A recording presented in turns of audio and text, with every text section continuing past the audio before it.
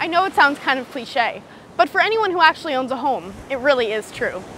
Homeowners take great pride in the fact that they can do whatever they want with their homes, without interference from anyone else, including the government. But are they right? In fact, there's something in the Constitution called eminent domain that gives governments the power to take your property, even if you don't want to sell. Eminent domain. Define eminent domain. Eminent domain.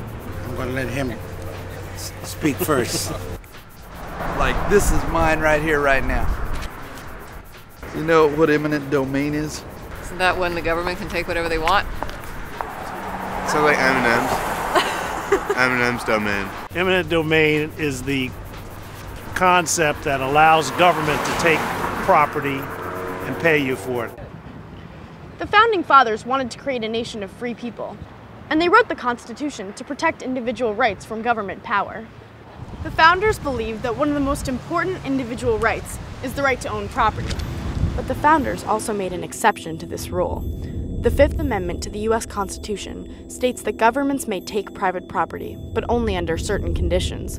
The property must be put to a public use, and the property owners must be provided just compensation. This practice is called eminent domain. An example of this is the construction of the interstate highway system. Eminent domain was used extensively whenever property owners would refuse to sell their property to the government. Throughout most of our country's history, local governments have used the power of eminent domain to take private property in order to convert the property to public uses, like schools, hospitals, and roads. But in the 1950s, the city of Washington, D.C. made plans to use eminent domain for a different reason.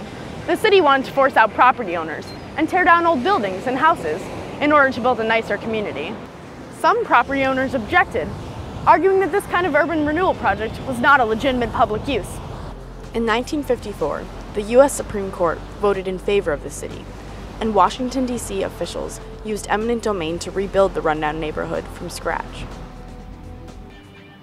Ever since then, governments have used eminent domain for more than just public uses, like roads and schools.